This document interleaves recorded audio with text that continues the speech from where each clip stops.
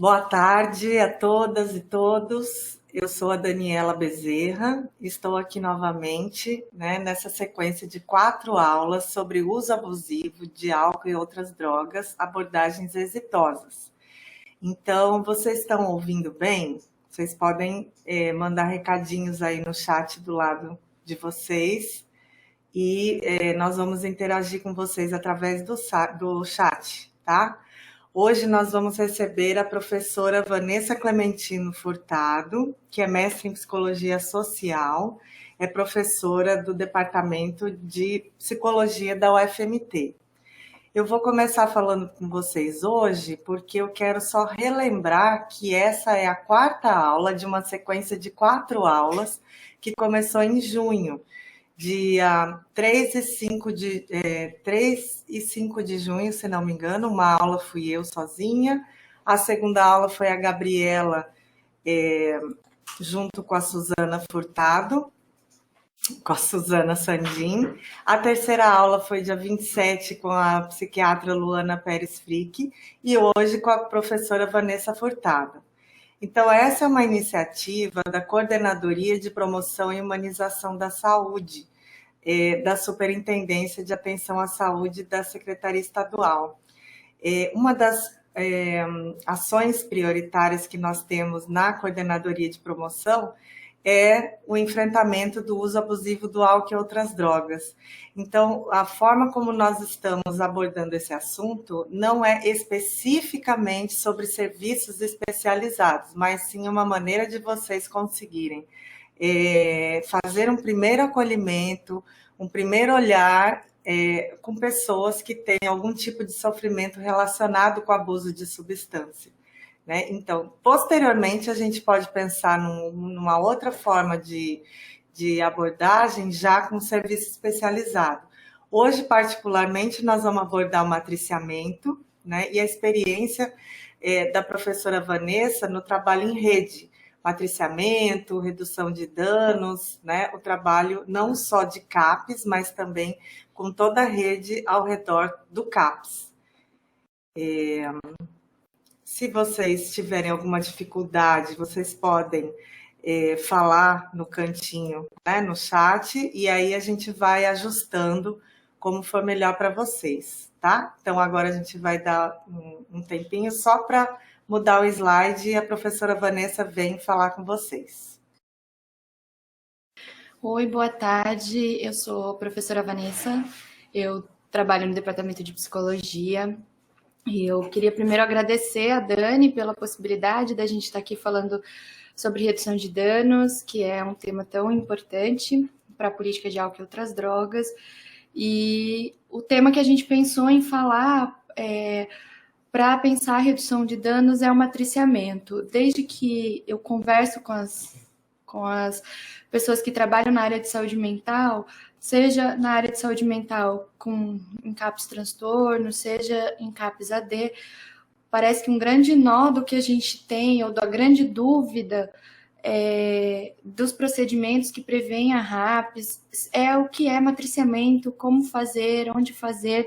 Então, a ideia é que a gente possa pensar o matriciamento como uma ferramenta também de redução de danos. E aí a gente vai começar a pensar, a partir disso, como que também o matriciamento é uma ferramenta importante de fortalecimento da RAPS e de fortalecimento dos atendimentos em unidades que são unidades básicas, que não são unidades especializadas, mas que são outras unidades da área da saúde. E aí isso ajuda a gente em uma série de coisas no campo da saúde mental. Então, vamos começar pela questão do matriciamento. O matriciamento, como eu disse, é uma ferramenta estratégica para atenção em rede e a gente vai ver como que o matriciamento atua como um instrumento mesmo de redução de danos. Então, primeiro a gente precisa pensar o que é matriciamento, né?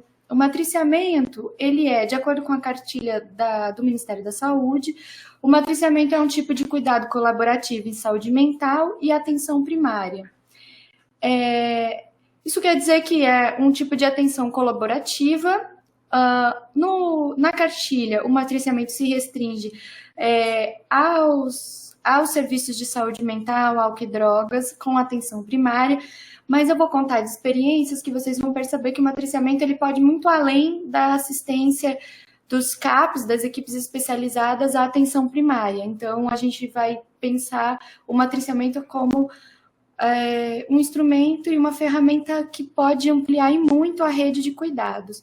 É importante a gente pensar que quando a gente está falando de redução de danos, a lógica da redução de danos, ela tem umas coisas que são muito importantes, assim, mas eu acho que a principal a gente tem que partir do pressuposto que quando a gente fala em redução de danos, tem um dano que já está dado, né? A gente vive numa sociedade que existe consumos e formas de uso de substâncias, alguns nocivos, abusivos, e a gente precisa pensar como reduzir o dano, então, à saúde por conta do uso das substâncias.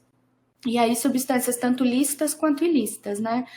E aí o matriciamento vai ajudar, porque existem outros danos, outros riscos a que as pessoas ficam expostas, que a gente pode conseguir fortalecer uma rede para ajudar outras questões que não são o foco, não é a substância, mas que fortalecendo outros setores, outros aspectos da vida da pessoa, a gente consegue um melhor resultado no que é o uso, então, do abusivo da substância que a pessoa faz uso. Então, na prática, o matriciamento quer dizer que as equipes de atenção de cuidado em saúde mental e a pacientes usuários de álcool e outras drogas, eles vão auxiliar, ouvir, construir estratégias de atenção territorial junto às demais equipes de atenção à saúde, principalmente atenção básica, mas também a outras equipes de atenção intersetor, como a assistência social, a educação, o esporte, por exemplo, o papel dos CRAS é importante. Dentro da atenção básica, a gente tem a gente precisa lançar muita parceria, por exemplo, com as ACS. Geralmente são ACS que entram na casa das pessoas, que sabem da vida, que acompanham mais de perto. Muitas vezes a gente está no CAPS e a gente não consegue fazer essa atenção territorial. Então, o matriciamento ajuda, inclusive, nessa atenção territorial, conforme prevê a RAPS. Então, por que o matriciamento é tão necessário? Primeiro, para qualificar o atendimento na atenção à saúde. Ou seja, é muito comum a gente ouvir de equipes de atenção básica que têm dificuldades em lidar com pacientes psiquiátricos ou usuários de álcool e droga. Isso ajuda o matriciamento ajuda a gente a qualificar o atendimento, a garantir principalmente que as pessoas que estão em algum tipo de sofrimento psíquico, elas consigam ser atendidas nas unidades gerais de saúde, como atenção básica, garante uma assistência territorial também. Então, na grande maioria, as equipes de atenção geral à saúde não se sentem preparadas ou capacitadas para o atendimento às pessoas em sofrimento psíquico e deixam de prestar o serviço, encaminhando para as redes de atenção à saúde mental, por exemplo. A pessoa chega num estado de sofrimento psíquico intenso e a equipe imediatamente encaminha para um CAPS. E aí, o que a gente pensa com o matriciamento é tentar fortalecer o fluxo de encaminhamento, é importante, mas também fazer com que as unidades básicas, por serem unidades que estão estrategicamente colocadas mais próximas à comunidade, possam fazer os acolhimentos quando necessário. E quando possível também. Então, a equipe de CAPS ou a equipe especializada de saúde mental, ela vai prestando como se fosse uma assessoria às demais equipes e explicando cada caso. Acontece, por exemplo, da gente estar num CAPS, que era o meu caso. Eu trabalhava no CAPS AD Santana, em São Paulo. Era um CAPS 3 AD. E a gente tinha 2 unidades de acolhimento que eram sob gerência do nosso CAPS. E, inclusive, as reuniões de equipe aconteciam em conjunto com as reuniões da unidade de acolhimento uma vez por semana. E cada unidade de acolhimento tinha uma estratégia de saúde da família que atendia. Era bem importante, por exemplo, a gente da equipe do CAPS poder conversar com as com os profissionais da estratégia de saúde da família para entender a dinâmica do paciente que chegava lá, por exemplo. Então, que ele morava numa unidade de acolhimento. As pessoas muitas vezes não conhecem os equipamentos da saúde mental. Então, o que era uma unidade de acolhimento? Qual eram algumas das condições? Às vezes a gente tinha pessoas que passavam pela rede de atenção básica, e aí a rede de atenção básica nos comunicava que atendeu aquele ou aquela paciente que passou por ali em qual situação. Isso era importante para a gente também ter um acompanhamento do quadro. Tinha casos, por exemplo, da gente ter as pacientes que a gente tinha perdido contato. E aí as estratégias de saúde da família conseguiam, via ACS, fazer contato com a pessoa, nos dizer mais ou menos o quadro, para que a gente pensasse as estratégias no CAPS de como agir naqueles casos. E aí, o matriciamento, ele acaba fazendo parte do projeto terapêutico singular, né? Às vezes é importante que a pessoa atendida, ela deixe, por exemplo, de vir ao CAPS sempre, possa fazer seu acompanhamento pela estratégia de saúde da família. E aí o CAPS dando suporte para a equipe da estratégia de saúde da família poder fazer esse atendimento, né? Então, a gente vai ver, por exemplo, e aí a gente vai pensar que o apoio matricial das equipes do CAPS vai justamente auxiliar as demais equipes dos diversos níveis de atenção à saúde, ou intersetor, ou das outras áreas como assistência social, a compreender as particularidades de cada caso, o que auxilia na diminuição também da estigmatização e do preconceito, ampliando a rede de cuidados, que aí eu acho que o fortalecimento, e isso é uma forma de fazer redução de danos também. Né? Então, o matriciamento, como eu coloquei aqui no slide, ele vai costurando a rede de atenção psicossocial e expande para além da área da saúde. É importante e fundamental a gente pensar matriciamento para além da área da saúde, vocês vão ver por quê mais lá na frente. Eu vou passando os slides e a gente vai discutindo sobre isso. Bom, como eu já disse no início, o matriciamento ajuda a efetivar a territorialização da atenção à saúde. O apoio matricial auxilia na construção de estratégias de atenção territoriais, de acordo com a realidade objetiva e material de cada território e as particularidades da atenção a cada usuário e a cada usuário. Então, nesse caso, são equipes saúde mental e de outros serviços de atenção em conjunto que vão pensar, por exemplo, o projeto terapêutico singular. Em São Paulo, onde eu trabalhava, é um município muito grande e a região que a gente abrange era toda a região norte. Tinham, salvo engano, 2 CAPs AD naquele momento na região, na zona norte de São Paulo. O nosso CAPs era o que estava mais próximo a comunidades mais pobres, né, da zona norte. Mas ainda assim era muito longe. Para vocês terem uma ideia, tinha pessoas que levavam 1h30 de ônibus para sair da sua casa e chegar na unidade do CAPs. A gente entende que isso é um fator que também viabiliza a atenção no CAPS. Então, qual era a nossa estratégia? Era ir até as estratégias de saúde da família. Só que muitas dessas pessoas, ou a família dessas pessoas, já estavam sendo atendidas, por exemplo, no CREAS da região. E aí, qual é o nosso caminho? É ir atrás do CREAS. E aí, como que a gente chamar o CREAS e dizer da importância, perguntar da família e fazer um apoio matricial com profissionais do CREAS, explicando as peculiaridades dos casos.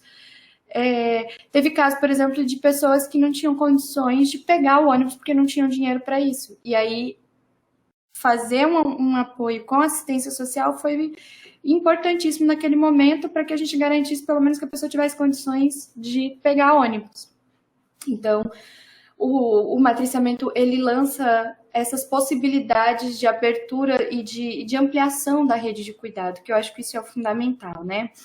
E aí a atenção no território passa a fazer parte do PTS de cada usuário ou usuário, e as equipes decidem que a participação em determinada atividade no CRAS, por exemplo, será importante, ou essa atividade, ainda que essa atividade exista no CAPS, às vezes é mais importante a gente ter a pessoa fazendo parte da atividade que é no CRAS ou no CREAS do que no CAPS, por exemplo. E aí tem a ver com a pessoa conseguir ir, e aí a gente depende também de um acompanhamento. É importante dizer assim, a gente fazia a gente lançava a mão de recursos como telefone.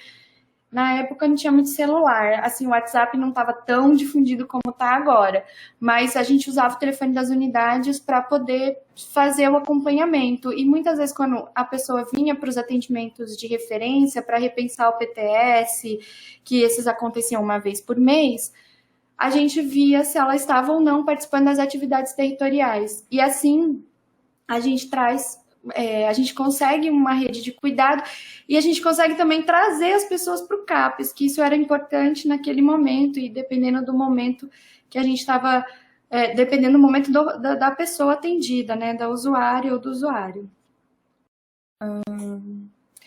E uma outra coisa que era importante era a gente poder fazer reunião com as equipes de CRAS e CREAS, que eram as equipes que mais a gente trabalhava, e de estratégia de saúde da família, para saber a evolução do caso. E aí, isso, nossa, de novo eu volto a dizer, as agentes comunitárias de saúde davam muitas informações importantes para a gente não só sobre o quadro, mas sobre as condições de vida da pessoa. E aí a gente podia pensar outras estratégias, né?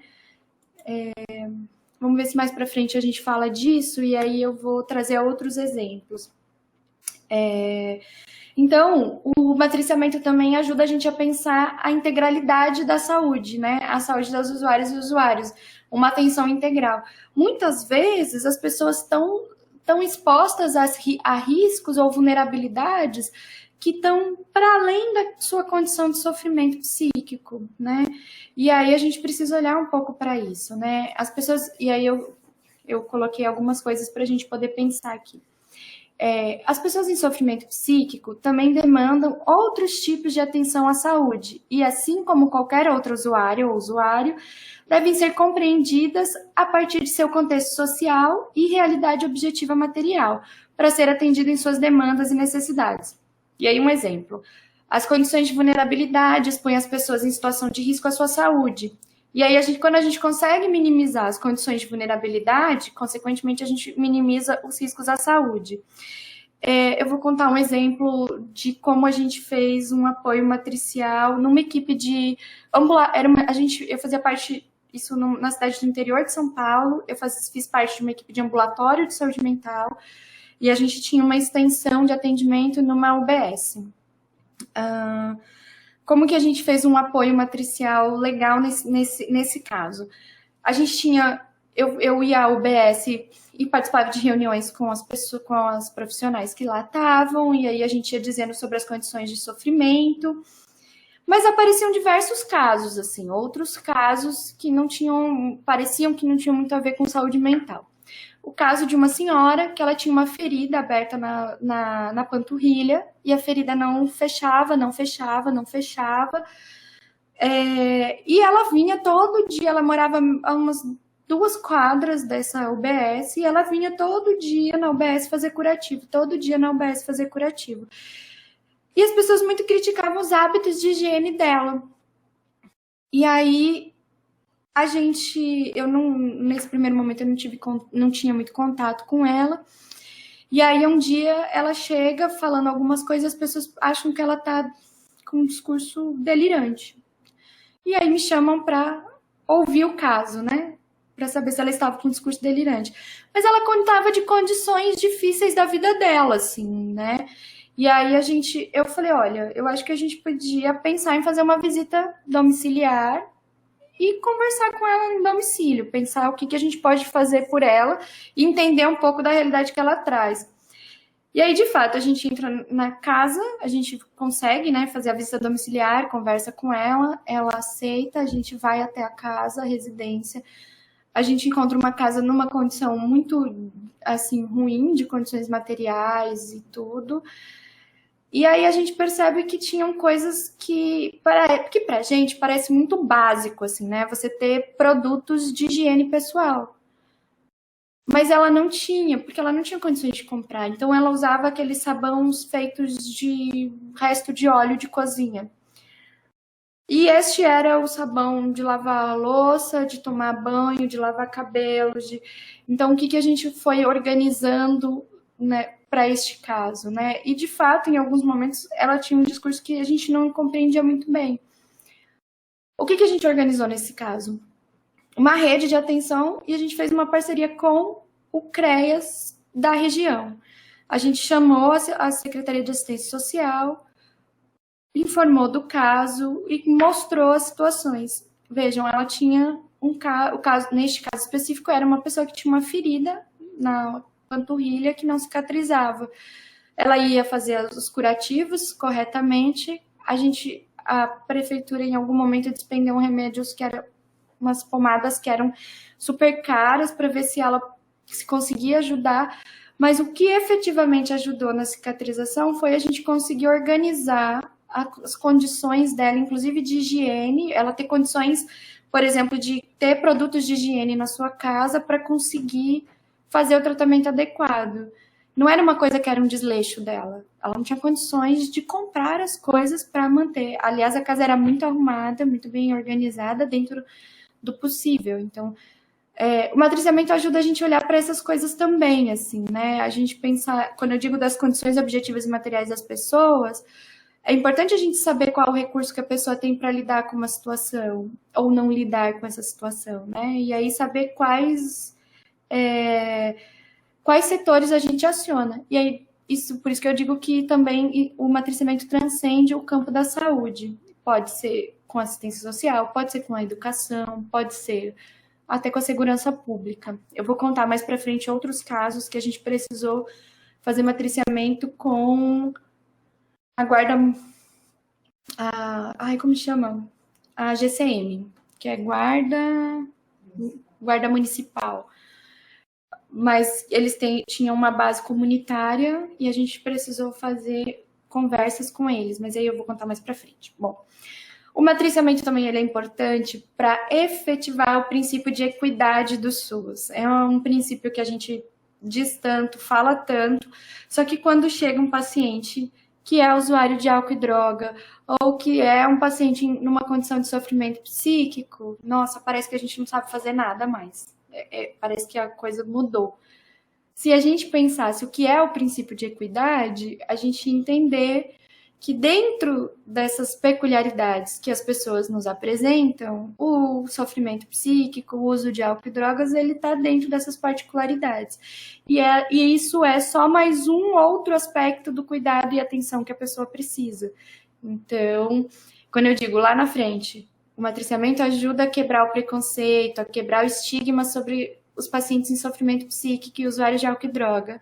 Agora eu estou dizendo que o uso de álcool e droga ou a condição de sofrimento psíquico são mais um dos aspectos de atenção à saúde que a gente prevê no SUS, né? Então, a gente atende vários aspectos da saúde, inclusive esses. Então, o princípio de equidade que baliza o SUS prevê justamente que as pessoas sejam atendidas de acordo com suas particularidades e necessidades singulares. Isto, por si só, já demonstra que a atenção à saúde deve ser pensada a partir das necessidades das usuárias e dos usuários em suas singularidades. É importante pensar que quando a gente atende no campo da saúde mental, a gente faz um PTS, Projeto Terapêutico Singular, porque a gente vai pensar as singularidades e as necessidades de cada usuário e cada usuária.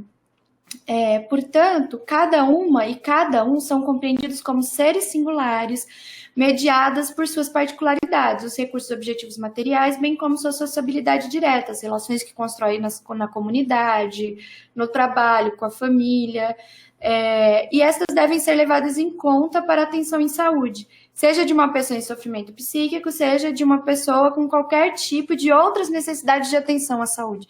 Isso é importante de dizer, porque às vezes a gente pensa que todo mundo tem a mesma condição de atenção à saúde. Há algum tempo atrás, eu tive um estagiário que ele era muito próximo a as equipes que fazem atenção a pessoas que são portadoras de HIV/AIDS, né? E uma das reclamações era o fato das pessoas não tomarem medicação corretamente. Algumas dessas pessoas eram moradoras de rua. E aí, nesse momento, eu fiquei me perguntando quais são as condições? Que condições a gente pensa para a pessoa tomar o medicamento corretamente? às vezes a gente associa com horários que são muito próprios de quem não é morador de rua, de quem não está dentro da lógica da rua. Então, ao acordar, que horas que alguém que está numa condição de rua acorda? Não é, muitas vezes não é no mesmo horário que a gente. Ao almoçar, depois do almoço, mas tem condições essa pessoa de almoçar todo dia e no mesmo horário, como grande parte das pessoas fazem, né? Outra condição, onde que a pessoa guarda o seu medicamento? Onde que ela pode guardar o medicamento? Ela vai, pega o medicamento para o mês, e onde que ela guarda isso? Quando a gente tem contato com pessoas que moram na rua, que são moradoras de rua, né, que estão moradoras de rua, muitas vezes são comuns os relatos de como eles perdem várias vezes os seus pertences. São roubados, perdem, enfim, uma série de coisas, né? Então, a gente precisa pensar essas condições de atenção. Então, a equidade é para trazer isso. E pensar que a condição de sofrimento psíquico, que eu incluo nessa condição de sofrimento psíquico o uso de álcool e outras drogas, também está nesse campo da equidade, de uma das singularidades daquela pessoa que se apresenta no serviço. Então, não deveria ser, né? Os usuários de álcool e droga não deveriam, ou em sofrimento psíquico, não deveriam ser algo muito à parte de uma atenção de equidade em saúde. A gente precisa muito pensar sobre isso. Quando eu digo, por exemplo, às vezes as equipes não se sentem capacitadas. É muito comum você chegar para conversar com as equipes de UBS, Estratégia de Saúde da Família, e falar, mas como que a gente lida com a pessoa? A gente não tem informação. Às vezes, os primeiros contatos nossos, do CAPS, com as UBS próximas da gente, eles diziam, mas vocês vão ficar aqui para fazer o atendimento? Vocês vão usar a sala do NASF para fazer o atendimento? A gente não vai fazer o atendimento. A gente vai auxiliar vocês e orientar para que o atendimento seja feito na UBS. Às vezes, haviam casos que o atendimento era possível ser feito na UBS. Não tinha por que levar para o CAPS. Isso a gente precisa pensar também. Nem todos os casos necessitam ir para uma atenção especializada. Bom, então, como eu disse, né, a ampliação da rede de cuidado e atenção para além da saúde. E aí eu estava falando do policiamento militar ou policiamento comunitário ou EGCM. Vejam, quando a gente faz esse tipo de trabalho, é muito comum. Aqui em Cuiabá também isso acontece, não sei se nas cidades do interior de Mato Grosso também acontece, mas em São Paulo também acontecia. A gente precisava de apoio do SAMU, muitas vezes a gente precisava do apoio do SAMU para fazer algum tipo de procedimento. Só que o SAMU só fazia o apoio se chamasse a polícia. E aí, em um momento, a gente trabalhava num CAPS, mas muitas vezes a gente tinha algumas situações que saíam internações que eram internações compulsórias, né? Aquela que são determinadas pela justiça. Porque apesar da gente estar fazendo atendimento, as famílias procuram a justiça, e esses movimentos sempre acontecem. Então, nesse caso especificamente, a gente foi fazer uma conversa com o paciente porque a gente recebeu uma ordem de cumpra-se para uma internação compulsória. A gente pede ajuda, então, do SAMU para fazer a remoção do paciente. O SAMU chama a polícia. E quando a equipe do CAPS está batendo na porta da pessoa e pede para o paciente sair de casa para conversar com ele, quando ele sai, a polícia, então, imediatamente tira a arma, põe na ponta para a cabeça do paciente, né, do usuário, manda ele deitar no chão, mãos para trás, imobiliza ele, põe ele na ambulância desta forma. E aí, para uma equipe que trabalhava fortemente com redução de danos, com todo um aspecto de cuidado e atenção, foi muito forte isso, né? A equipe ficou muito mexida com toda aquela cena e o cara foi para a ambulância como se estivesse indo para um camburão de polícia e, obviamente, foi para a internação como se estivesse indo para um presídio. E a família também ficou muito revoltada com a forma. A família que havia pedido a internação não gostou da forma, a mãe principalmente, né? Com toda a razão. E aí, o que a gente fez enquanto equipe? A gente falou, olha, vamos conversar com o pessoal da rede de urgência e emergência. A rede de urgência e emergência falou, olha, não tem jeito, para a gente atender pacientes em sofrimento ou para fazer internações compulsórias, a gente protocolo, a gente chama a polícia. O que a gente pensou? Vamos conversar com a polícia. E fomos. O gerente do CAPS fez toda uma interlocução com a base comunitária do território que a gente estava, que conseguiu mediar a nossa interlocução com a Zona Norte como um todo, com o policiamento da Zona Norte como um todo. E nisso, a gente foi qualificando a atenção e dizendo, inclusive, que não precisava fazer uso de arma, que não precisava... E aí aconteceu um movimento muito interessante, porque muitos dos nossos usuários, a maioria eram homens, né, e moradores da unidade de acolhimento. Então, muitos dos nossos usuários, às vezes, eram encontrados em uma situação muito ruim, né, por conta do uso mesmo da substância. A polícia recolhia eles e levava eles para o CAPS. Isso era bem legal, porque a gente vinha as pessoas chegando nos carrinhos da GCM. Ou seja, uma polícia que antes atacava com arma na cabeça, com uma postura mais dura, pode compreender, a partir desse exercício de matriciamento, a importância do seu papel na rede de atenção. Isso foi uma grande redução de danos, porque os usuários foram deixando de ter medo do policiamento. Às vezes eles pediam ajuda, às vezes eles... Então, assim, a relação ficou menos tensa entre a polícia e os próprios usuários da rede, ou do nosso CAPS. E foi fundamental. Às vezes a GCM dizia, olha, ligava pra gente, olha, tem um paciente de vocês em tal lugar. Ou às vezes o paciente estava numa condição mais agressiva, e eles informavam a gente que o paciente estava em tal lugar, numa condição mais agressiva. E aí a gente conseguia fazer uma outra dinâmica de atenção a essas pessoas. Então isso foi muito importante da gente poder ter feito, porque a gente qualificou um atendimento na região, e um atendimento que era muito duro, assim, né? E aí, acho que a questão das equipes de CRAS e CREAS, a gente tinha um trabalho, eu vou contar um caso específico, que foi o caso de uma adolescente. Esse caso foi bem emblemático, tanto para mim, profissionalmente, como para toda a equipe do CAPS. Essa adolescente, ela veio para ser atendida no CAPS, ela veio muito nova. A primeira passagem dela, se não me engano, foi com 12 ou 13 anos.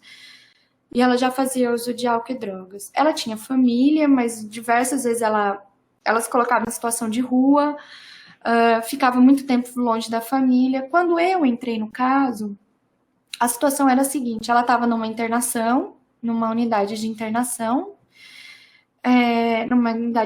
para adolescentes meninas, né? E a gente foi fazer uma visita. E aí a psicóloga, que era a referência do caso naquele momento, estava de férias, e pediram que eu fizesse a visita, e acabei assumindo o caso, né? A pedido da promotoria, a gente participou da audiência e eu acabei assumindo o caso. Bom, ela sai dessa condição de internação, e antes dela sair da internação, a gente começa a fazer uma atenção com a família. Eu acho que o caso é bem emblemático, porque vai para além de matriciamento. Assim, eu vou usar esse caso para a gente perceber as ações da redução de danos, e como que a redução de danos vai para além do matriciamento. Conta também um pouco da importância da atenção à família, como que às vezes as famílias estão muito destruídas mesmo, assim, com os laços muito fragmentados, e muito em função do uso de alguém que está fazendo uso, né? Bom, a gente fez uma primeira atenção, uma primeira conversa com a família. Eu recebi a avó, e era um senso comum dentro da equipe que a mãe dessa adolescente, ela não assumia a menina, ela não assumia a adolescente, ela não participava dos atendimentos, ela não fazia nada. Bom, era como se fosse uma mãe omissa. Aí eu chamo Então, a avó, que era a pessoa que mais estava presente no atendimento. E faço uma conversa com a avó, e vou ouvindo o caso, e vou prestando atenção nas histórias que ela vai me contando. E eu chamo a mãe.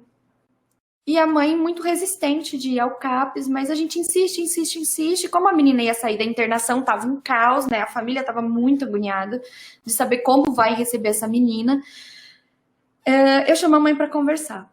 E quando eu converso com a mãe, ela vai me contando coisas muito importantes, assim, ela vai me relatando. Eu percebo uma mulher muito atenciosa, mas que parecia estar esgotada em recursos para lidar com a filha. E aí eu vou aprofundando um pouco mais qual é a história dela com essa filha, para implicar ela na atenção à menina.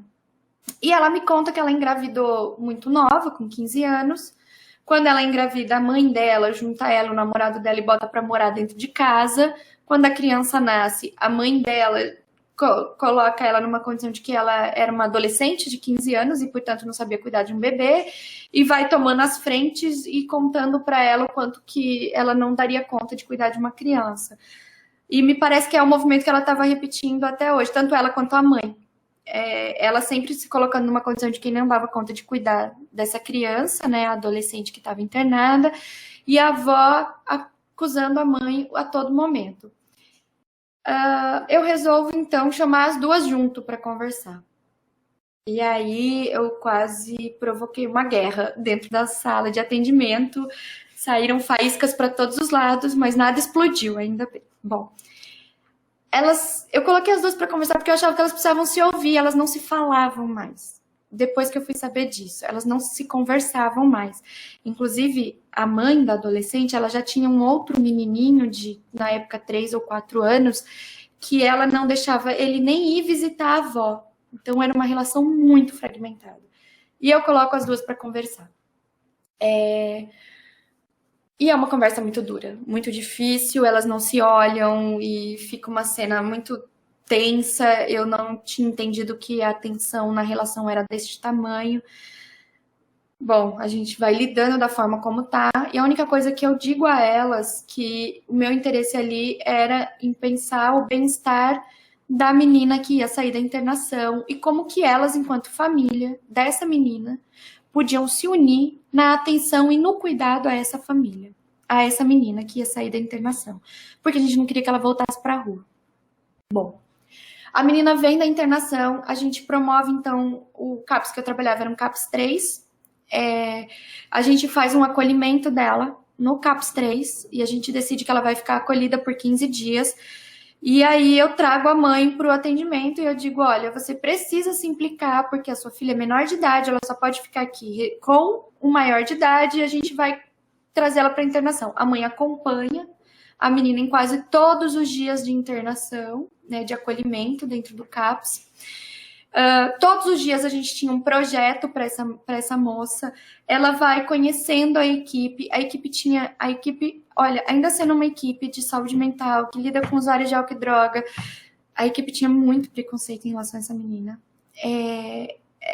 Medo também, tinha muito medo, porque tinha um tom de periculosidade, tanto nas ações judiciais, quanto na fala da unidade de internação da qual ela estava vindo, que as pessoas tinham muito medo. Mas ela foi aproximando os laços com a equipe mesmo de atenção, e a mãe esteve todos os dias desse período de acolhimento e se implicou no processo. E ela tinha medo de como cuidar dessa menina. Muitas vezes ela falava, eu não sei o que fazer, ela tá pedindo comida, eu não sei o que fazer. E eu dizia, olha, você conversa com a equipe e você vê se a equipe pode fornecer comida, tem que perguntar as regras de como é. Enfim, a gente foi fazendo um processo de que essa mãe assumisse as responsabilidades de cuidado a essa menina. E aí, lá pelas tantas, quase no fim dos 15 dias, a mãe não pode mais ir acompanhar, então vai a avó fazer o acompanhamento, né, da menina, passar o dia com ela lá, porque ela não podia ficar sozinha, porque ela era menor de idade. E quando alguém me conta que a avó estava lá, eu falo, nossa, eu vou ter que ir lá fazer a visita à menina e eu vou apanhar, hoje eu vou apanhar, porque a avó saiu muito brava do atendimento que eu coloquei ela e a mãe para conversar. Eu falei, nossa, agora eu apanho. E aí, quando eu chego, a avó olha para mim e fala, eu queria mesmo falar com você. Eu já fui preparada para apanhar, né? Ela me abraça e me agradece pela aquela conversa que eu fiz ela ter com a filha dela. Porque há muito tempo elas não se falavam. E que elas perceberam que elas tinham que ter uma rotina entre elas de rede de apoio e para cuidar da menina, da adolescente que estava ali internada. E que depois daquela conversa, elas reaproximaram, elas foram fazendo outras conversas de como elas iam se apoiar no cuidado e não mais se atacarem, como era o que elas faziam.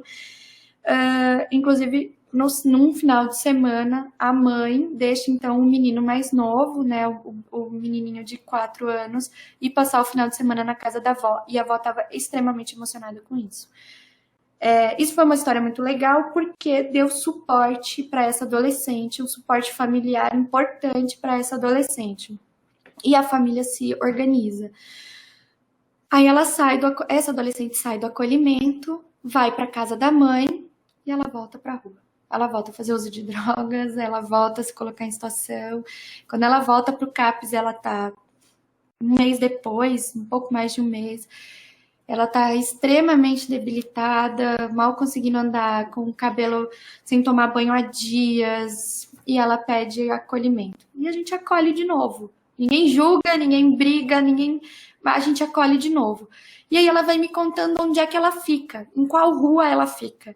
E aí a gente identifica que perto da rua dela, a própria mãe, importante dizer, depois dos primeiros atendimentos, a mãe passou a frequentar o grupo de família do CAPS, independente se a menina estava ou não indo para os atendimentos. A mãe passou a vir para o grupo de família porque ela disse, eu preciso cuidar de mim, e eu entendi que aqui eu vou cuidar de mim neste grupo, para eu cuidar dela. E aí, na nossa rotina do CAPS, independia se o paciente estava ou não em atendimento, se a família quisesse estar em atendimento, para nós era importante porque a família podia ir dando notícia e dando conta de qual era a situação da pessoa, ainda que ela não estivesse vindo regularmente ao CAPS. Onde eu estava mesmo? E a mãe conta em algum momento que tinha uma unidade de CREAS, mas era 2 quadras da casa dela. E aí, quando a menina chega de novo nessa situação muito caótica, a gente de novo consegue um acolhimento para ela dentro do CAPS e a gente faz todo um processo de cuidado. Só que nesse momento a gente entendeu que era necessário um projeto muito maior. E aí a gente foi atrás da equipe do CREAS, que é a equipe que atendia as pessoas que ficavam exatamente onde a menina me disse que ficava, na rua, em condições. Era um bairro muito próximo à rodovia Dutra, Presidente Dutra, em São Paulo, divisa com Guarulhos. E eles ficavam muito mais na rodovia do que, né, e era também um caso de risco e de perigo. E aí a gente começa a chamar o CREAS. Primeiro por telefone, eu converso com o psicólogo, e ele fica meio assim, sem entender qual seria o trabalho dele, aí eu insisto que ele venha para uma reunião, ele vem para uma reunião, a gente abre o caso, ele diz que conhece a família, que conhece o caso, que toda a equipe conhece, e a gente começa junto a traçar o projeto terapêutico dessa menina, junto com a equipe do CREAS. O CREAS, quando ela sai, ela conhece esse psicólogo dentro do acolhimento no CAPS, eu vou lá apresentar, ele vai lá e faz mais 2 visitas a ela, na tentativa da gente ter alguém de referência no território que pudesse acolher ela no momento mais grave. E aí ela conhece ele, e aí ela sai do processo de acolhimento dentro do CAPS, e a gente faz um acordo que ela faria algumas atividades no CREAS, para a gente monitorar mesmo. Aí ela volta de novo para a rua, ela volta a fazer uso de substância, a gente volta a acolher. Tinha uma coisa muito importante, que era para a gente fazer o vínculo dela com as unidades. Isso a gente consegue. O que a gente consegue? A gente consegue com que ela, quando ela estava numa situação muito ruim, ela viesse procurar ajuda do CAPS. Ela vinha sozinha. Até um dia eu estava indo trabalhar, e aí uma colega assistente social escreve no grupo do CAPS dizendo que estava vendo a paciente entrar sozinha, pelas próprias pernas, dentro do CAPS para pedir ajuda. E o CAPS inteiro comemora, porque isso foi uma vitória pra gente. Ela entendeu o CAPS como um lugar de cuidado e que se ela tivesse numa situação muito, muito ruim, ela ia chegar lá, ela ia ser acolhida e a gente ia tentar manobrar as crises. Diversas vezes a gente não conseguiu, mas diversas vezes a gente conseguiu. E a equipe do CREAS foi fundamental, porque a equipe do CREAS vinha em reuniões quinzenais para a gente trabalhar o caso e saber das condições que estavam a família e as condições da própria menina, quando ela assumia muito tempo. A equipe do CREAS foi a equipe que conversou com a equipe Estratégia Saúde da Família e que juntos a gente conseguiu organizar a atenção para ela. E não só para ela, porque daí outros casos da região começaram a vir para a gente debater junto com a equipe do CREAS. A gente conseguiu, inclusive, que os motoristas de ônibus do bairro dela, que já a conheciam, a mãe conversa com esses motoristas de ônibus. E por diversas vezes eles levam ela para o CAPS, ônibus de transporte público coletivo. Eles sabiam quem ela era, conhecem ela e levam ela para o CAPS.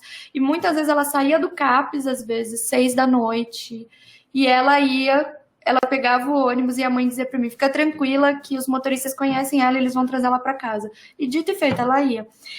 Uma vez também, um caso emblemático dela, que ela chega numa sexta-feira à noite pedindo para ser acolhida.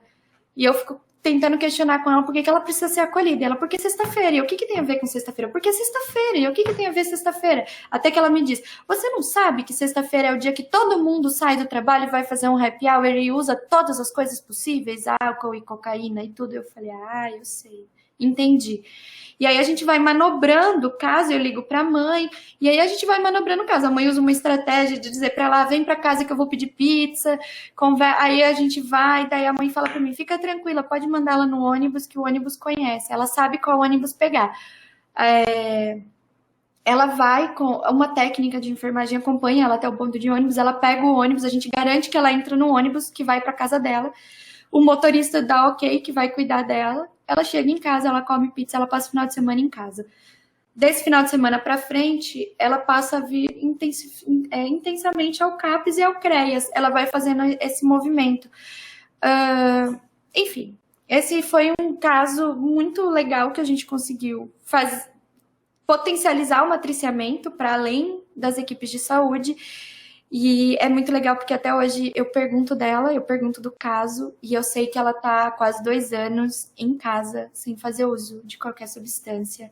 E diversas vezes ela liga para a equipe do CAPS, ela pergunta como as pessoas estão, ela vai no CAPS, ela leva bolo para as pessoas e ela agradece o atendimento que ela teve. E era uma menina que estava, praticamente... Era um caso que ninguém dava nada, assim, acharam que ela estava naquela condição e não sairia por ser adolescente, por tudo mais.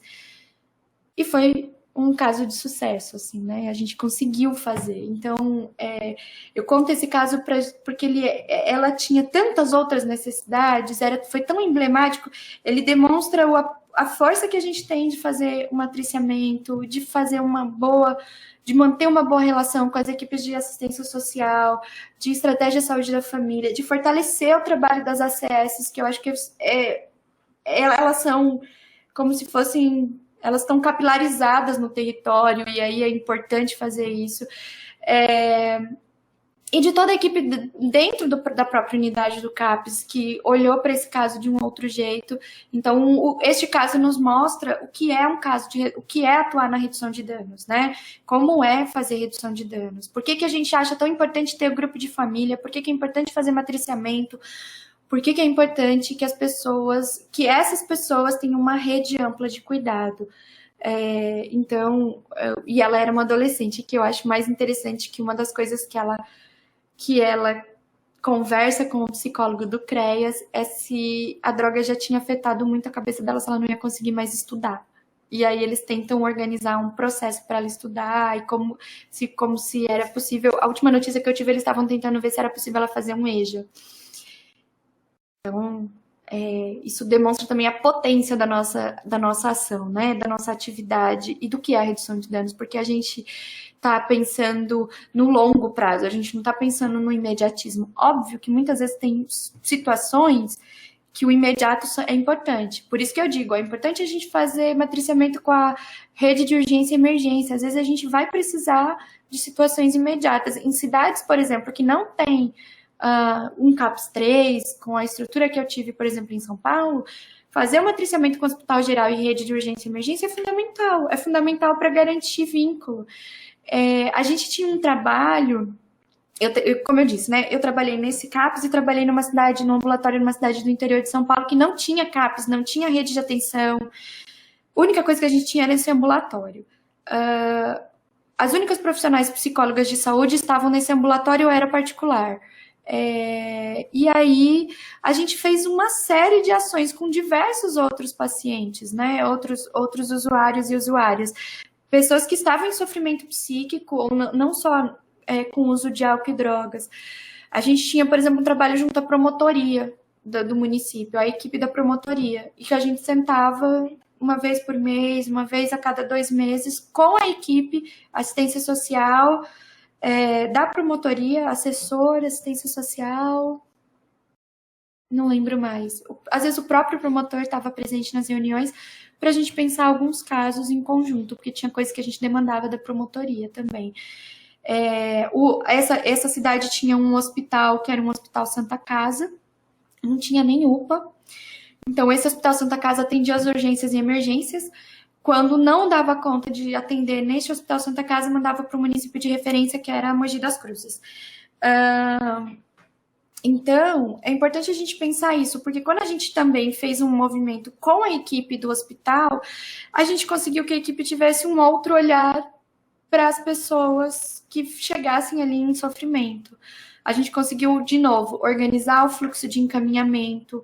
Neste município, a gente teve outro caso muito, muito emblemático, que foi uma senhora que apareceu para a gente atender, uma jovem senhora.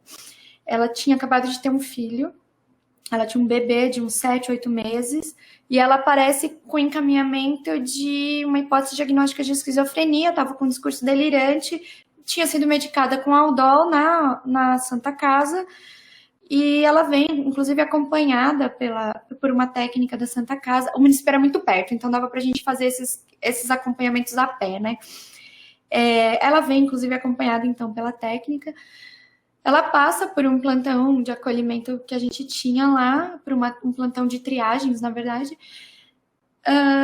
E dentro do atendimento, ela vai contando a condição da vida dela. E essa mulher estava simplesmente... Eu não me lembro se eram 7 ou 9 dias sem comer. E qual era o delírio dela? Ela estava com uma ideação suicida, que ela ia atacar as crianças no poço e ela ia se jogar junto. E fora outras coisas que ela dizia que ouvia vozes. Se a gente for olhar, sintomas de inanição causam alucinações. Ninguém ouviu essa história dela. E ela foi medicada com Aldol e vai para o atendimento psicológico.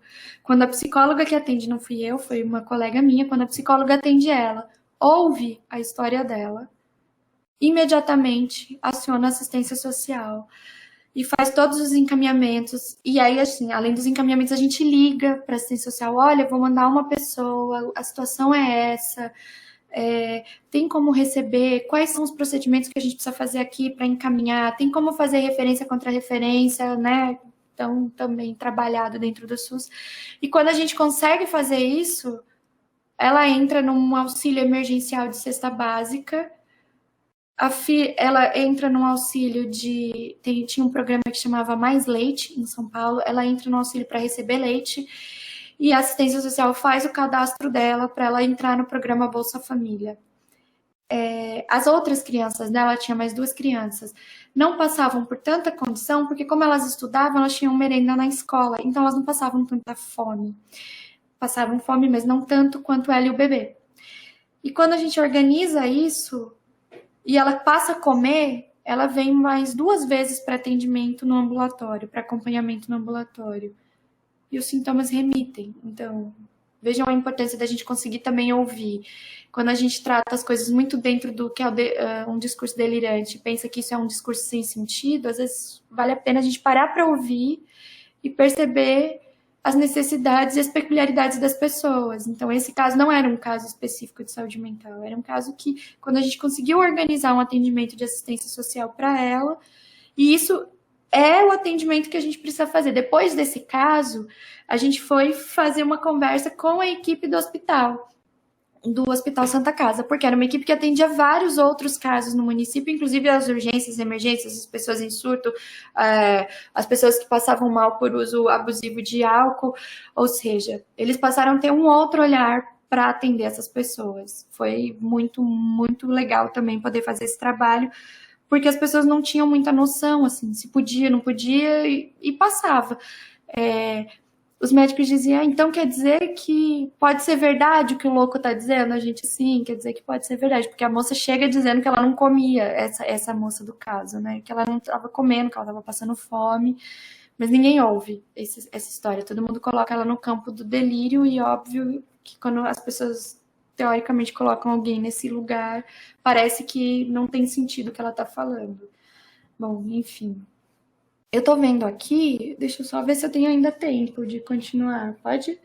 Tá, eu tô vendo aqui também, eu coloquei o exemplo das equipes de albergues, abrigos, casas de acolhimento, que fazem parte da rede de atenção da assistência social. Muitas vezes, como eu disse para vocês, eu trabalhava num CAPS, que era um CAPS 3, um CAPS AD3, e a gente tinha 2 unidades de acolhimento. Cada unidade de acolhimento tinha 15 vagas. Eram só unidades masculinas e elas tinham 15 vagas. Como a gente estava num lugar muito próximo à rodoviária do Tietê e próximo à Marginal Tietê, ali é uma grande concentração de pessoas em situação de rua. A gente tinha muitos pacientes em situação de rua. Então, as vagas das unidades de acolhimento, diversas vezes estavam lotadas. A gente tinha 15 vagas e diversas vezes a gente se via sem vagas para acolher mais pessoas. E aí, qual era a nossa alternativa? A nossa alternativa era usar os abrigos municipais. E aí, nos abrigos municipais, tem os funcionários, eu não me lembro agora o nome dos funcionários que não são... Que acompanham as pessoas, não me lembro o nome agora, mas tinha uma equipe técnica, né, de assistente social, psicólogos, e tinham outros funcionários que, não vou lembrar, mas enfim, que eram as pessoas que ficavam responsáveis por acompanhar as pessoas ali.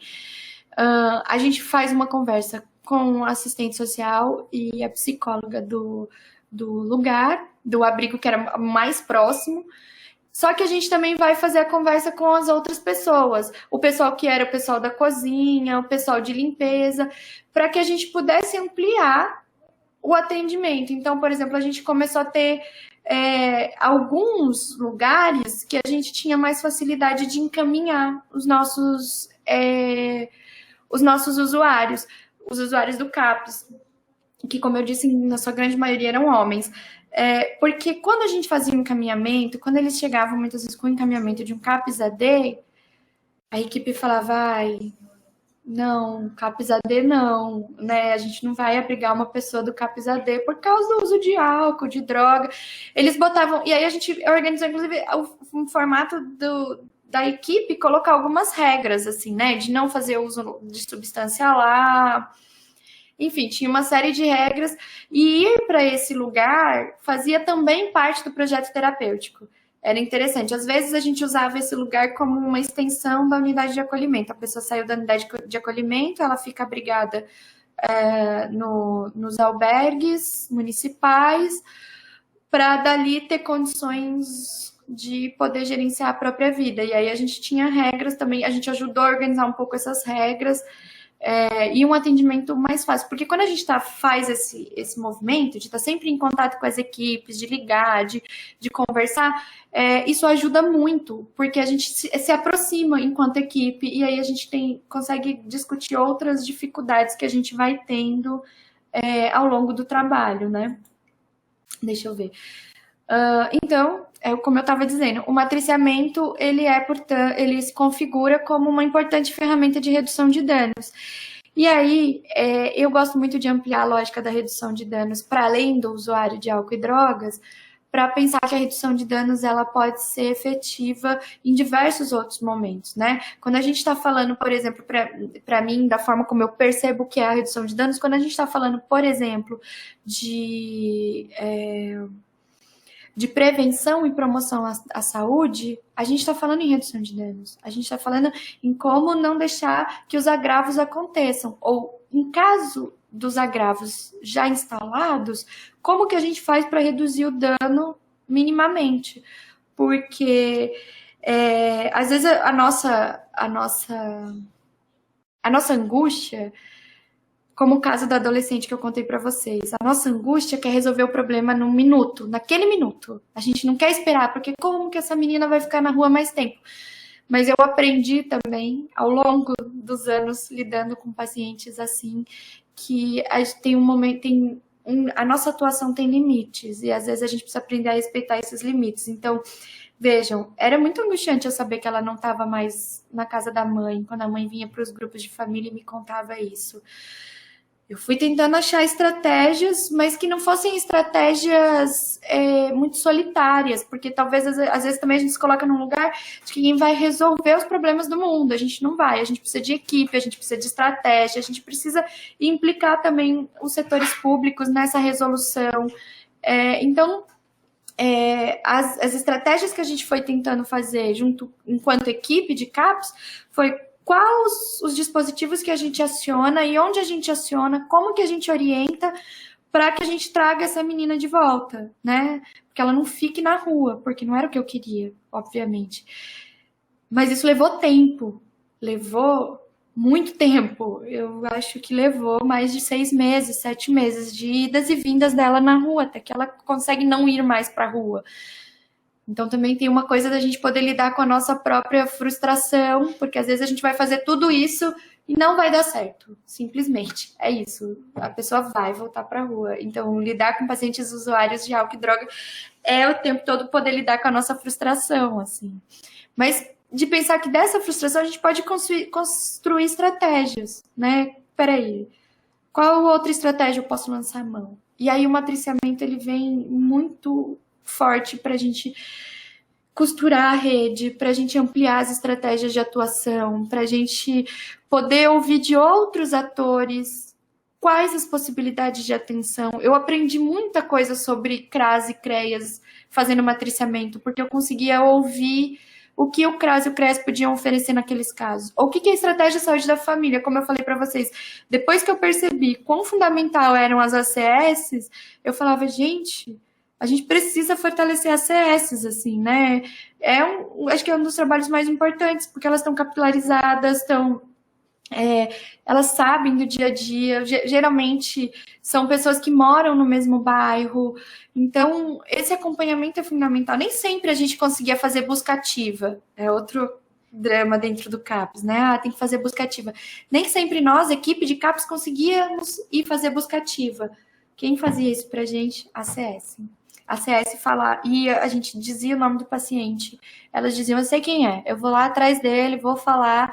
Aí a gente dizia, pode falar, que eu, às vezes, era pessoas que eu era profissional de referência, falava, olha, pode falar que a Vanessa ligou e perguntou como a pessoa tá. Era tão legal, porque a CS ia, falava isso. Um dia, 2 dias depois, você via a pessoa entrando pela porta do CAPS e dizendo, eles chamavam a gente de doutora, né? Eles diziam, doutora, você se preocupou comigo e mandou a mulher na minha casa? Eu falei, foi isso mesmo. Eu queria saber como você estava. Você não atende telefone, você não dá notícia, tinha que saber de algum jeito. Então, eu vim aqui. E aí, retoma o atendimento.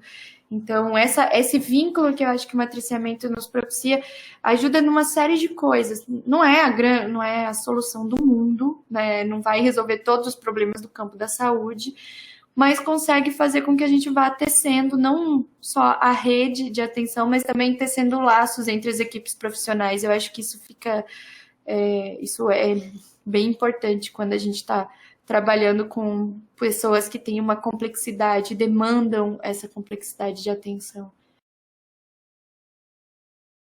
Gente, a gente estava aqui, eu fiquei me perguntando como são os municípios onde vocês estão, assim, como é a atenção a usuários de álcool e droga nos municípios no interior? Tem alguns que eu sei, outros não, a gente podia pensar, é diferente, por exemplo, eu venho contando uma experiência da minha experiência em São Paulo, e aí é diferente a gente tinha uma grande estrutura para poder atender essas pessoas, e aqui no interior, aliás, nem em Cuiabá tem CAPS 3, né? Aqui no interior, como é isso? Como que vocês fazem com essa demanda? Eu queria saber para a gente poder perguntar, para a gente poder discutir um pouco da realidade do Estado. Eu trago uma realidade muito diferente nos exemplos, mas como que a gente pode articular, por exemplo, o matriciamento e tudo que eu vim falando com a realidade do Estado? Não são só não é atenção só aos usuários e usuárias do SUS que devem ser pautadas nas condições objetivas e materiais. As nossas condições de trabalho também precisam ser contadas, explicitadas, para que a gente pense alternativas dentro das condições que estão postas, né? O que a gente consegue fazer no município de interior, por exemplo. Em Lambari não temos CAPES, NASF, só PSF. A Bruna está falando aqui. E no PSF tem equipe, tem psicólogos ou alguém que tem alguma referência de saúde mental? Ou é só? Ah, tem você como psicóloga. E como que é a sua ação? Como por exemplo, qual a sua alternativa no município para atender usuários de álcool e droga? Atendimento clínico. E aí, alguém está dizendo... Deixa eu ver, a Conceição está dizendo que no município dela não tem CAPS, mas tem NASF. É importante a gente lembrar, por exemplo, que tem municípios que têm condições de ter CAPS, né? Os CAPS 1, pelo menos, isso já ajuda a atenção, porque às vezes o município, aqui no Mato Grosso acontece muito isso, o município não tem CAPS e o próximo município de referência é muito longe, aí fica inviável uma atenção em CAPS no município de referência. Mas é interessante, por exemplo, no PSF, pensar as estratégias de ação de redução de danos, porque o PSF envolve a comunidade. Quando eu trabalhava na UBS, a gente fazia muito um trabalho com os demais profissionais que trabalhavam na UBS, né? Também com a comunidade, de ouvir a comunidade, ouvir suas demandas, pensando em promoção e prevenção, né, à saúde mental. O UBS que eu trabalhava era numa periferia e tinha um forte controle do tráfico,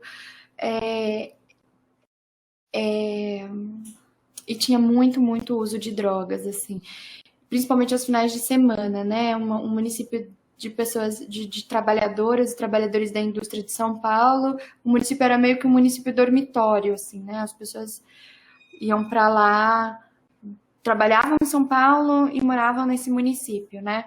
E aí o consumo de álcool era muito grande. Então a gente foi fazendo algumas estratégias de pensar o consumo de álcool em grupos, por exemplo, né? Às vezes tinha um grupo da escola, como pensar o uso de álcool, quando pensar que esse uso de álcool está sendo ou não prejudicial, é importante a gente falar. Isso funcionava bem. De repente pensar, por exemplo, em promover grupos com as famílias. Você vai mantendo atendimento clínico, mas essas pessoas que estão em atendimento clínico, você ter um dia, um espaço na sua agenda da semana para ouvir as famílias, para fazer um grupo de família e chamar outros profissionais do PSF, se tiver, mesmo técnico de enfermagem, a enfermeira, outros profissionais que possam vir ajudar, sabe, no grupo, não ficar também só centralizado no psicólogo, porque isso também acontece, vai tudo para o psicólogo. O CAPS que eu trabalhava era bem legal por isso, assim, todo mundo fazia grupo, psiquiatra, as meninas da recepção, as pessoas que trabalhavam na limpeza, todo mundo estava num grupo, sempre tinha mais de um profissional no grupo e todo mundo estava lá, então não era só o psicólogo, só o psiquiatra, não era só assistente social, era assistente social e a recepcionista, a moça que cuidava da cozinha e o grupo de TO, por exemplo, que daí ela ensinava a fazer comida, ela ensinava várias coisas. Então, envolver a equipe de uma forma ampla é legal também. Na UBS a gente fazia muito isso. A gerente da UBS, e aí a gente chamava a gerência, as recepcionistas, tinha todo um esquema para a gente falava sobre as questões de redução de danos para que a gente pudesse atender. A UBS tinha uma ambulância, então o motorista da ambulância, porque já aconteceu casos das pessoas discriminarem a entrada de alguém que está nitidamente alcoolizada e as pessoas ficarem com medo ou tentarem expulsar aquela pessoa. Às vezes o segurança que ficava ali, segurança patrimonial que ficava na porta da UBS, não queria deixar a pessoa entrar. Então, é uma forma dentro da própria equipe também da gente poder pensar isso. Olha, tem a realidade de São José do Rio Claro, que tem um CAPS, um NASF, que foi implantado recentemente, 2 psicólogas que fazem atendimento terapia individual e agora um que faz terapia de grupo pelo NASF. As psicólogas de São José do Rio Claro estão no CAPS ou estão em outras unidades de saúde? Barra do Bugres também tem NASF. Não contamos com CAPS, eu li errado, mas tem o NASF, que foi recém-implantado. É importante a gente poder pensar sobre a atuação da psicologia. No município que eu trabalhei, a gente não tinha CAPS, mas a gente fazia trabalho ambulatorial, sabe? Era um município de 18 mil habitantes, que foi esse município que a gente matriciava a UBS também. Esse município, a gente tinha um modelo de mais clínico, individual de atendimento, até pelas condições que a gente tinha ali de atuação, mas não impedia que, em alguns casos, a gente não fizesse esses modelos de atendimento clínico. A gente fazia modelos de grupo, a gente fazia atendimento com o pessoal da assistência social em conjunto, que eram bem legais, inclusive. A gente precisa pensar estratégias dentro da nossa própria ciência, né, da psicologia, para poder ampliar a atenção. E aí acho que vale também entender um pouco como que a gente vai atuando. Às vezes, dentro do próprio CAPES, tinham demandas que não iam para grupo, iam para atendimento individual. Eram mais raras, né? Mas óbvio que a gente contava com uma equipe maior e tal. Então, a gente precisa pensar como lançar a mão, assim. Eu fiquei pensando, por exemplo, um município que só tem estratégia de saúde da família, é importante um trabalho de prevenção, aí um trabalho com as escolas, um trabalho com a comunidade em geral, às vezes, onde que a comunidade mais se reúne, como que a comunidade se organiza, pensar essas estratégias. Nossa, a gente teve um caso nesse município de 18 mil habitantes, era um caso muito difícil, uma paciente também que ficava em situação de rua, 18 anos, fazia uso de diversas substâncias, e a gente conseguiu fazer uma parceria de trabalho muito legal com a Caritas, que é um setor da igreja católica, salvo engano, mas que foi uma parceria muito legal, assim, que elas tinham outro acesso a essa usuária, e aí a gente conseguiu fazer reuniões com a Caritas, pensar qual era o campo de atuação da Caritas e como que a Caritas podia ajudar a gente a conhecer, né, também as instituições, como a Caritas. Foi legal, assim, nesse ponto. Porque se a gente não faz esse tipo de trabalho, o que acontece? Acontece que o único recurso, parece que só existe a internação. Às vezes a internação é um recurso importante de ser lançado mão, porque ainda dentro da lógica de redução de danos, você pensar a internação por um período para desintoxicação, um período de 15 dias, por exemplo, para desintoxicação, para que a pessoa se alimente, para que a pessoa fique bem de saúde. Mas o retorno dessa pessoa da internação é fundamental. Assim, se a gente não tiver amparo no retorno, dificilmente ela consegue ficar muito tempo sem fazer uso de substância após internação. Pode ficar 1 mês, 6 meses, 9 meses, 1 ano internado, volta e recai se não tiver acompanhamento no médio e longo prazo, né? Então, organizar as equipes para isso é importante. Aí tem alguém me contando aqui do NASF, que tem uma equipe boa e está trabalhando bem as estratégias e contornando as situações. Uma equipe capacitada que trabalha com amor e se doando e apoiando tecnicamente para atender a demanda aqui de... De onde que é? De PAN? Não sei de onde é. Ah, não, é com N. PAN. Não entendi o que é. Porto Alegre do Norte. Porto Alegre do Norte, é isso?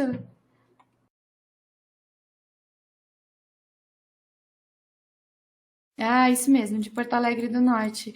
É legal a atuação do NASF. Quando... Lá em São Paulo a gente teve alguns casos que foram interessantes. Tipo, a gente foi chamado por uma UBS que ela era localizada numa área da Zona Norte, que é uma área mais nobre, assim, né? E o NASF chama o CAPS-AD para pensar o matriciamento junto, né? Foi bem legal. A maior demanda que elas tinham lá era alto índice de uso abusivo de benzodiazepínico. E aí, qual era a questão? As mulheres, grande parte mulheres, idosas, né, na casa de 60 anos, jovens senhoras e idosas, assim, e elas não iam ao CAPS, elas se recusavam a ir ao CAPS, porque tinha toda uma situação de estigma do que é o CAPS e tudo mais, mas elas iam ao UBS. E o pessoal notou um uso muito alto de benzodiazepínico. E aí a gente foi fazer um trabalho de desmame de benzodiazepínico, como a gente chama, né? E aí a gente fez um matriciamento com a equipe do NASF. Mas a equipe do NASF, ela é uma equipe estratégica para pensar prevenção e pensar também matriciamento junto com as UBSs.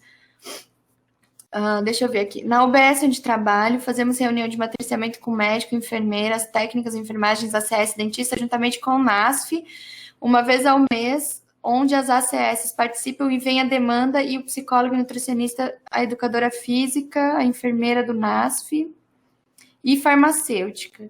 Fisioterapeuta do NASF participam e trabalham na demanda relatada pelas ACS. Olha, nossa, que legal, isso é muito legal fazer. Todo mundo que se envolve com o caso, podendo falar do caso, ouvir a equipe como um todo. Então, por exemplo, o legal disso é que quando esse caso cai em qualquer lugar do município, em qualquer outra rede de atenção, a gente sabe qual a amplitude do caso. Eu acho que o NASF ele tem um pouco essa função, né, de ficar nessa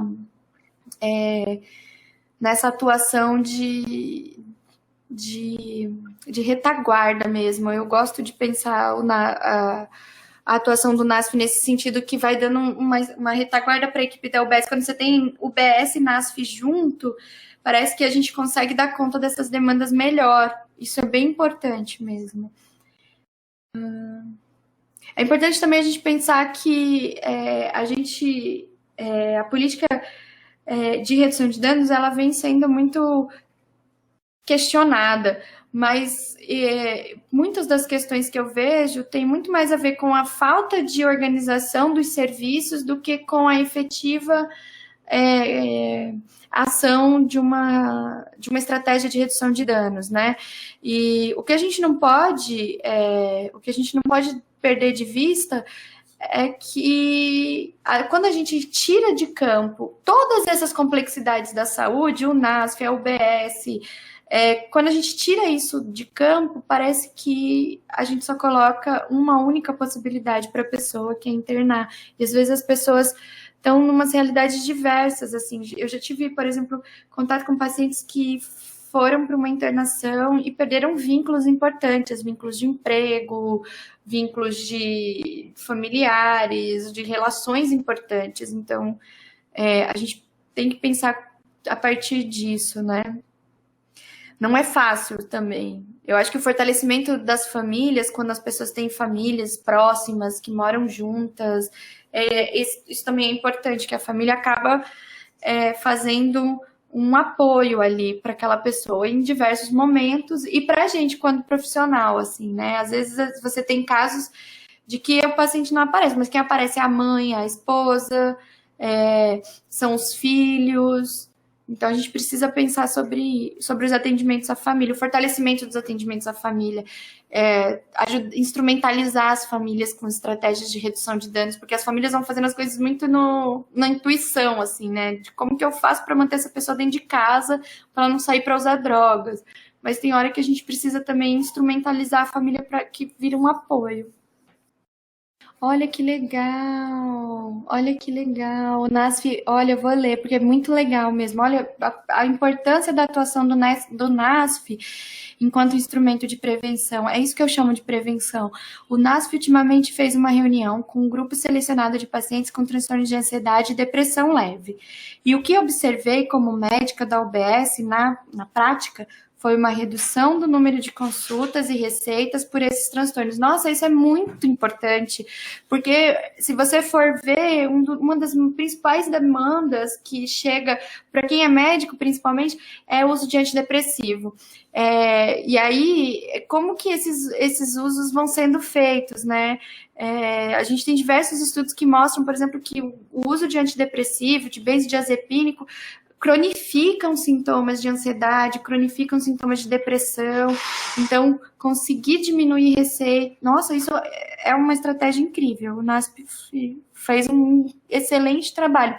Tem uma outra coisa que a gente pode perceber do contato com os serviços. Às vezes, a gente contar o que são os transtornos, assim, né? O que é um transtorno de ansiedade, o que é um transtorno de depressão leve. Quando a gente vai desmistificando isso, tanto para a equipe, mas principalmente para os usuários, para as usuárias, as pessoas parecem que melhoram no agravo do sintoma, nas crises desses sofrimentos psíquicos específicos. Isso é importante. Uma outra coisa que é legal, quando a gente atende usuários de álcool e droga, a gente tem a noção do quanto que os usuários... Muitas das coisas que a gente aprende no campo da redução de danos são os próprios usuários que contam para a gente. Assim, eles vão dizendo como que que estratégias eles vão usando para usar menos, para reduzir, porque o usuário tem noção, a pessoa tem noção do quanto está sendo demais para ela, que está fazendo mal, mas ela tem dificuldades em conseguir reduzir, e aí eles vão criando estratégias, assim, isso é fundamental para reduzir mesmo esse uso. Mais alguma dúvida? Obrigada, tô vendo um parabéns aqui pelo depoimento e palestra, imagina, eu que agradeço, é bom que a gente possa contar de prática. Às vezes a gente fala tanto no campo da teoria, mas como que isso se aplica na prática é legal, então eu gosto muito de exemplificar com casos meus ou de outros colegas que eu conheço, de outras colegas que atenderam, para a gente poder perceber como são as coisas na prática. Vocês podem ver aqui, eu deixei no slide a referência técnica que eu usei para pensar a estrutura do que é matriciamento, né? Mas boa parte dos slides, eles são muito baseados na minha experiência mesmo, então eu fui organizando a partir das experiências. Esse material está disponível, a cartilha, né, o Guia Prático de Matriciamento em Saúde Mental está disponível na internet, é legal de ler e pensar mais estruturalmente, né, as ações de matriciamento. Essa aula também vai estar disponível para baixar, acho que semana que vem já está disponível. As outras aulas, né, dessa sequência de 4 aulas, como a Daniela apresentou no início, vão estar disponíveis para assistir no site do Telesaúde, para assistir, para rever, para repensar, quando quiser, quando puder. Então, é importante que a gente possa também se apropriar desses instrumentos para poder organizar um pouco a nossa prática. Às vezes tem hora que a gente está tão apagando... Quem trabalha com saúde mental, principalmente com usuários de álcool e droga, sabe que parece que a sensação que a gente está sempre apagando incêndio. Às vezes a gente parar um pouquinho, ler e organizar as estratégias, vale a pena. Vamos ver. Unidade de Saúde São Sebastião de Matos, de Sinop, está grato pelas informações. Obrigada, eu que agradeço também. Gente, mais alguma dúvida? Mais alguma questão? Nossa, eu que agradeço. Pelos comentários aqui, eu estou vendo que talvez a gente conseguiu chegar muito próximo do que é a realidade mesmo dos atendimentos. É bom para a gente pensar como lidar com as coisas na prática. Então, se não tiver mais dúvida, acho que a gente pode encerrar por aqui. Se tiver ok para todo mundo, não estou vendo pessoal agradecendo. Eu fico bem feliz mesmo, porque a nossa experiência precisa ser passada para que a gente entenda como fazer. Para vocês terem uma ideia, quando eu cheguei no CAPS-AD, eu não sabia nada de redução de danos, eu não sabia nem o que eu estava fazendo ali. Eu fiz um curso e passei e pensei, o que eu faço com esse mundo de coisas? E tive um gerente que foi muito generoso, assim, né? Ele é pesquisador da área de redução de danos e ele resolveu montar um grupo de estudos, ele resolveu investir na equipe, ele resolveu trazer material, textos, ele demonstrava na prática, ele chamava reunião, a gente tinha reunião todos os dias, a gente tinha um público muito grande, uma equipe também muito grande, então 1 hora do dia a gente parava para fazer reunião, geralmente das 3 às 4 a gente parava todas as atividades e fazia reunião, para discutir os casos. Tem lugares que a gente pode fazer reunião 1 vez por semana, 1 vez a cada 15 dias, mas é importante fazer reuniões de discussão de casos, às vezes chamar profissionais que não estão dentro da unidade que está prestando serviços, trazer profissionais da assistência social, da educação, quando a gente lida com adolescentes fazendo uso de álcool e drogas, trazer os professores para ouvir, sabe, as professoras, para ouvir os relatos e tentar fortalecer também isso dentro da escola ou do CRAS, enfim. É importante, esse processo de fortalecimento do nosso trabalho fora da saúde, eu acho que ele é essencial, assim, vai dando para a gente outros suportes que a gente precisa. Então eu agradeço bastante, eu estou vendo as pessoas falando aqui, muito, muito obrigada. Eu vou passar para vocês o telefone da promoção e humanização da saúde, se vocês precisarem tirar mais dúvidas, quiserem conversar com a Daniela, acho que é legal, a partir dessas aulas que a gente teve, os municípios poderem se organizar também, assim, implicar junto às secretarias de saúde, para que organizem a RAPS, isso é fundamental, não só para pacientes que fazem uso de álcool e drogas, mas também para pacientes em sofrimento psíquico. A gente precisa dar esse gás, assim, porque faz muita diferença. E demandar, eu acho que também as secretarias municipais de saúde podem demandar da Secretaria Estadual de Saúde outras formações como essa, dentro das suas necessidades, assim, né? Quais as maiores necessidades que vocês... E aí vocês que estão no território conseguem dizer muito melhor das suas necessidades e aí trazer essas demandas. Eu vou passar, então, o telefone da promoção e humanização da saúde, que é o telefone onde a Daniela trabalha. E foi ela que idealizou essas aulas e pensou essas aulas. E aí vale a pena vocês entrarem em contato. O telefone lá é 3613-5415. Acho que vale a pena, quando vocês sentirem a necessidade de mais coisas, olhar para o território e falar o que falta no nosso território. Esse olhar é só quem está dentro, né? Que sabe, que vai trazer a demanda para a gente. E incentivar a organização da rede de atenção psicossocial. E aí, trazendo esses diversos outros atores que não estão necessariamente na saúde para conversar junto, que isso amplia nossa atenção, o nosso cuidado. E quem ganha com isso, no final das contas, são os usuários do SUS, que é isso, usuários e as usuárias do SUS, que é isso que está em jogo, né? Isso que a gente precisa fazer mesmo, pensar como que as nossas ações vão ser efetivas para as pessoas que chegam ali na nossa frente. Quando a gente trabalha na área de saúde mental, na área de álcool e drogas, a gente lida com um sofrimento muito explícito, né? A pessoa chega, às vezes, numa condição muito, muito, muito debilitada de sofrimento. Então, o que da nossa ação vai ser importante para atuar junto àquela pessoa? E se a nossa ação não for suficiente, como que a gente amplia? Talvez também saber os nossos limites de atuação e como ampliar ajuda grandemente no nosso trabalho e faz com que a gente ofereça um serviço de qualidade. É isso, acho que essa é a nossa grande função. O telefone é 3613-5415. O DDD é 65, que é aqui em Cuiabá. É o telefone da promoção e humanização da saúde.